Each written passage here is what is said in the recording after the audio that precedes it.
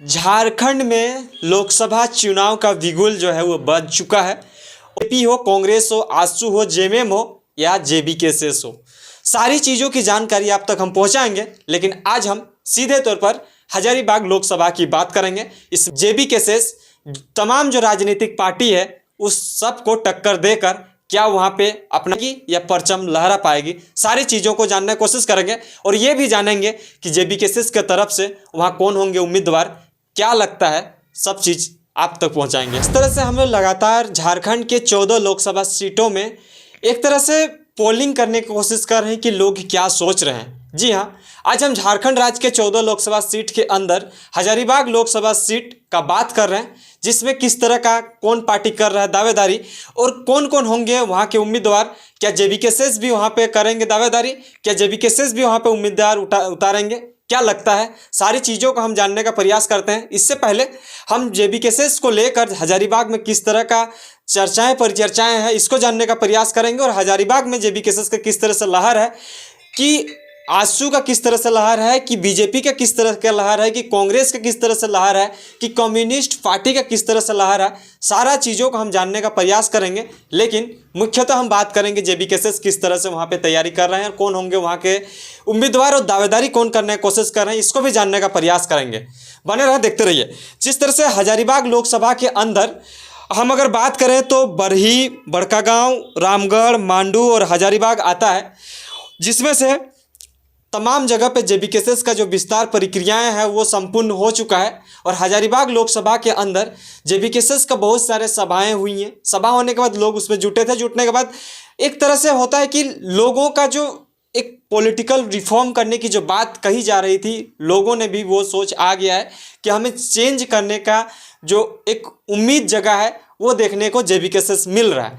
बाकी अगर हम चुनावी मुद्दों को देखें, चुनावी प्रक्रियाओं को आगे अगर बीते हम देखें, पिछला जो चुनावी नतीजों को देखें तो किस तरह का रहा होगा उसको भी जानने का प्रयास करेंगे। और साथ ही में अभी जिस तरह से बीजेपी का गढ़ माना जाता है हजारीबाग को, और बीजेपी के गढ़ में जिस तरह से जेबीकेएस अपना दावेदारी कर रहा है, तो क्या लगता है कि वहाँ पे सफल हो पाएगा? क्या वहाँ के लोग जेबीकेएस को सपोर्ट करेंगे? क्या वहाँ पे पहले की जैसा ही बीजेपी, कांग्रेस, कम्युनिस्ट पार्टी में लोग बंट जाएंगे कि जेबीकेएस में आएंगे? सारे चीज़ों को हम जानने का प्रयास करेंगे। इससे पहले हम आपको बता दें कि हजारीबाग जिस तरह से अगर हम 2-4 लोकसभा चुनाव की बात करें, अगर 19, 14, 9 और उससे पहले अगर 1999-98 की बात करें, तो यहाँ पे जिस तरह से यशवंत सिन्हा और जयंत सिन्हा का ही राज चलते आ रहा है। हमेशा ही इन जगह पे अभी तक एक लोग एमपी के तौर पर बरकरार हैं, काम कर रहे हैं। और ये जो लोकसभा क्षेत्र है यहाँ पे जिस तरह से जेबीकेएस अपना दावेदारी कर रहा है, तो क्या लगता है कि इन लोग के चुंगल में बच के क्या लोगों को अपने तरफ अट्रैक्ट कर पाएंगे? क्या जेबीकेएस अपने तरफ इन वोट बैंकिंग को कर पाएगी? 2019 की अगर हम चुनावी नतीजे को देखें, तो अगर चुनावी नतीजे को अगर हम देखें तो बीजेपी को जो मिला था वो 67 ऑलमोस्ट 67% जो है वो वोट बीजेपी को मिला था। दूसरी बात अगर हम कांग्रेस की बात करें तो कांग्रेस को मिला था 23%, लगभग में 23% वोट कांग्रेस को मिला था। तो यहाँ पे देखा जा सकता है कि जब 67% बीजेपी को वोट जा सकता है, तो क्या वहाँ पे कोई और टक्कर दे सकता है? क्या लगता है कि टक्कर देने वाले को क्या हाल होगा? क्या लगता है कि टक्कर देने वाला इस बार जागरूक हो गए हैं? क्या लगता है कि इस बार के लोग जो हैं बाकी की तरह पहले जिस तरह से होता था उस दौर को भूल के अब की बार एक नया राजनीति तय करेंगे, नया रणनीति तय करेंगे? क्या लगता है कि जेबीकेएस के जो तमाम जो लोग हैं, जैसे टाइगर जयराम है, तो तमाम जगह सभा करके लोगों को जगाने का काम किए, क्या वहाँ पर ये काम आएगा? क्या बीजेपी के गढ़ में जेबीकेएस अपना परचम लहरा पाएगी या नहीं? ये बहुत बड़ा सवाल है और इस सवाल से बचना नामुमकिन है, क्योंकि लोगों को भी इस सवाल से बांधा नहीं जा सकता। अगर लोग अपने तरफ होंगे तो लोग ज़रूर से जाएंगे। दूसरी बात अगर हम बात करें कि बरही, बड़कागांव, रामगढ़, मांडू, हजारीबाग, इस जगह पे अगर हम बात करें तो जेबीकेएस का जो लहर है वो देखने को तो मिल रहा है, लेकिन देखना ही सबसे बड़ी बात नहीं होती है। सबसे बड़ी बात होती है कि वो वोट बैंकिंग में तब्दील होगी कि नहीं, क्योंकि यही लोग हैं जो बीजेपी कांग्रेस कम्युनिस्ट पार्टी के साथ जुड़कर सत्ता पे और बैठाते हैं सत्ता पे, तो क्या वही लोग इस सभा में जुड़ रहे थे? क्या वही लोग जयराम महतो को भी सपोर्ट कर रहे हैं? क्या लगता है कि जेबी केसेस का जो चुनावी मुद्दे में जिस तरह से वो आने का सोच रहे हैं, क्या आ पाएंगे? क्या लोग उन्हें सपोर्ट करेंगे? ये बहुत बड़ी सवाल है। सभी चीज़ों की जानकारी हम आप तक पहुंचाएंगे। और जो सुनने में आ रहा है, जो सोशल मीडिया के माध्यम से जो पता चल रहा है कि हजारीबाग लोकसभा से संजय मेहता उम्मीदवार हो सकते हैं, इसमें कितनी सच्चाई है ये आप हमें बताइएगा, क्योंकि हमें गुप्त सूचना के अनुसार और सोशल मीडिया के जितने भी प्लेटफॉर्म हैं वहाँ से बीते बातों को हम जानने का जब प्रयास किए तो संजय मेहता का नाम को आगे किया गया है, आगे देखा गया है। सभी जगह पे कमेंट्स पे हम देखते हैं तो संजय मेहता का नाम आता है। तो क्या लगता है कि इस तरह का युवा वर्ग अगर राजनीति में आएंगे तो हजारीबाग की लोकसभा सीट में किस तरह का परचम लहर पाएगा, कि जेबी केसेस अपना परचम लहरा पाएगा? ये सब सारी चीज़ों जानने का ज़रूरत है।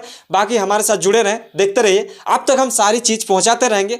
बाकी आप ये डिसाइड करिए कि अगला कौन लोकसभा क्षेत्र का आप वीडियो देखना चाहते हैं, कौन लोकसभा सीट का आप विश्लेषण को देखना चाहते हैं। अगर हमारी वीडियोज़ आपको सही लगती है तो हमें कॉमेंट्स करके ज़रूर बताइए। अगर गलत लगता है, अगर किसी चीज़ में सुधार करने की ज़रूरत है तो हमें ज़रूर उसको भी कमेंट्स करके बताइए, क्योंकि अभी हम सीख रहे हैं और आप तक पहुंचा रहे हैं। जितना भी हो सकता है हम आप तक पहुंचा रहे हैं। बाकी बने रहें, देखते रहिए। जोहार, नमस्कार, फिर मिलते हैं आपसे। हजारीबाग जो लोकसभा है उसमें 8वां बार लोकसभा चुनाव हुआ है, जिसमें से ज़्यादा बार जो है वो बीजेपी ने विजय हासिल किया है। और दूसरी बात, अगर हम इस चीज़ को देखने की कोशिश करें कि चुनाव मुद्दे में किस तरह से यहाँ पे रणनीति तय हुआ है, अगर हम 1998 से 2023 यानी कि अब तक की जो बात करें तो यहाँ पे बीजेपी का ही गढ़ रहा है। और हालांकि 2004 में भारतीय कम्युनिस्ट पार्टी का जो विजय हुआ था, लेकिन उसके बाद जो है सारी तमाम चीज़ों को हम देखने की कोशिश किए तो बीजेपी का ही गढ़ रहा है। दूसरी बात, अगर हम इन चीज़ों को जानने की कोशिश करें कि हजारीबाग लोकसभा में कौन कौन ज़्यादा अपने तरफ अट्रैक्ट करने की कोशिश कर रहे हैं, बीजेपी, कांग्रेस, आजसू या जेबी केसेस, तो इसमें जाहिर सा बात है कि बीजेपी का हमेशा ही परचम यहाँ पे रहा है, तो बीजेपी को ही देखने को मिल रहा है। बीजेपी अधिकतर मात्रा में लोग को अपने तरफ अट्रैक्ट कर पाई है और लोगों को जोड़ के रख पाई है। अब 2024 का लोकसभा चुनाव में ये देखने लायक बात होंगे कि लोग जो हैं किस ओर जाएंगे, लोग क्या उस दौर को भूलेंगे, क्या अब की बार जो नया राजनीति इन युवाओं ने छेड़ा है क्या उसकी ओर सपोर्ट करेंगे? क्या लगता है? ये सब चीज़ को जानने का ज़रूरत है, आप तक पहुंचाने का ज़रूरत था। बाकी हम आप तक यही चीज़ पहुंचाने की कोशिश करेंगे कि हजारीबाग लोकसभा से अगर आप कोई देख रहे हैं तो हमें ज़रूर कमेंट्स करके बताइए कि आप किसे देखना चाहते हैं, बीजेपी, कांग्रेस, आजसू, जेएमएम या फिर जेबी केसेस। सारी चीज़ों की जानकारी आप तक पहुंचाएंगे, देखते रहिए।